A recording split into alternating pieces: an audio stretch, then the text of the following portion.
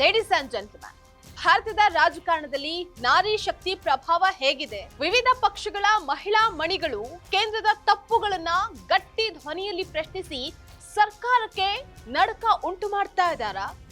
ಇತ್ತ ಕರ್ನಾಟಕದಲ್ಲಿ ಶಾಮನೂರು ಕುಟುಂಬದ ಸೊಸೆ ಪ್ರಭಾ ಮಲ್ಲಿಕಾರ್ಜುನ್ ಲೋಕಸಭೆಯಲ್ಲಿ ಹಾಗೆ ರಾಜ್ಯ ರಾಜಕಾರಣದಲ್ಲಿ ಛಾಪನ್ನ ಮೂಡಿಸ್ತಾ ಇದ್ದಾರಾ?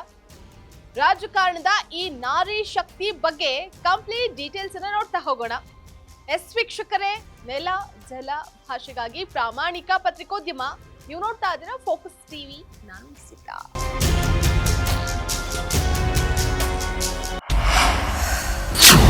ರಾಜಕಾರಣದಲ್ಲಿ ವ್ಯಾಲಿಡ್ ಪ್ರಶ್ನೆ ಕೇಳೋದ್ರಲ್ಲಿ ಮಹಿಳೆಯರೇ ಬಹುಪಾಲಾಗಿದ್ದಾರೆ. ಪ್ರಭಾ ಮಲ್ಲಿಕಾರ್ಜುನ್ ಕನ್ನಡ, ಹಿಂದಿ, ಇಂಗ್ಲಿಷ್ ಭಾಷೆಗಳಲ್ಲಿ ಹಿಡಿತವನ್ನ ಹೊಂದಿದ್ದು, ಲೋಕಸಭೆಯಲ್ಲಿ ವಿಷಯವನ್ನ ಮಂಡಿಸುವಂತಹ ರೀತಿ, ಪ್ರಬುದ್ಧತೆಯಿಂದ, ಗಾಂಭೀರ್ಯದಿಂದ, ಸಾರ್ವಜನಿಕವಾಗಿ ಜನರನ್ನ ಉದ್ದೇಶಿಸಿ ಮಾತನಾಡುವಂತಹ ರೀತಿ ನೋಡಿದ್ರೆ ಪ್ರಭಾ ಮಲ್ಲಿಕಾರ್ಜುನ್ ಅವರಿಂದ ಲೋಕೋಪಯೋಗಿ ಕೆಲಸಗಳನ್ನ ನಿರೀಕ್ಷೆ ಮಾಡಬಹುದು ಅನ್ನೋದು ಜನರ ನಂಬಿಕೆ.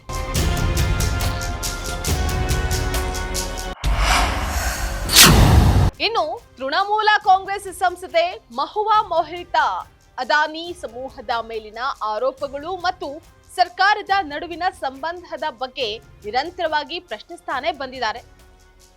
ಎನ್ಪಿಸಿ ಸಂಸದೆ ಸುಪ್ರಿಯಾ ಸುಳೆ ಸಾಮಾನ್ಯ ಜನರ ಮೇಲೆ ಜಿಎಸ್ಟಿ ಪರಿಣಾಮ, ಹಣದುಬ್ಬರ ಮತ್ತು ತೆರಿಗೆ ನೀತಿಗಳಿಂದ ಮಧ್ಯಮ ವರ್ಗದವರಿಗೆ ಆಗ್ತಾ ಇರುವಂತಹ ತೊಂದರೆಗಳ ಬಗ್ಗೆ ನಿರ್ಮಲಾ ಸೀತಾರಾಮನ್ ಅವರನ್ನ ನೇರವಾಗಿ ಪ್ರಶ್ನೆ ಮಾಡಿದ್ರು.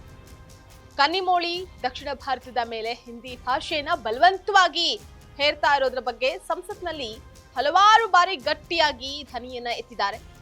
ಈ ಮಹಿಳಾ ನಾಯಕಿಯರ ಪ್ರಶ್ನೆಗೆ ಕೇಂದ್ರ ಸರ್ಕಾರ ತಬ್ಬಿಬ್ಬಾಗಿದೆ.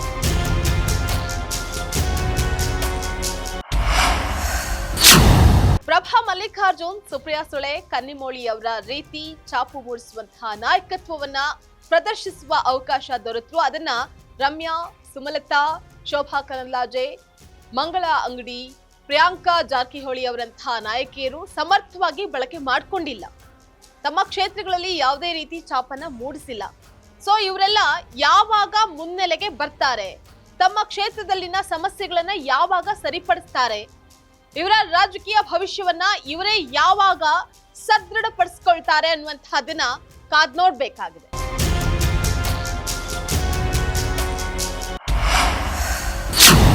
ಇದಾಗಿತ್ತು ಇವತ್ತಿನ ಫೋಕಸ್ ಸ್ಪೆಷಲ್ ರಿಪೋರ್ಟ್. ನೆಲ ಜಲ ಭಾಷೆಗಾಗಿ ನೋಡ್ತಾರೆ ಫೋಕಸ್ ಟಿವಿ.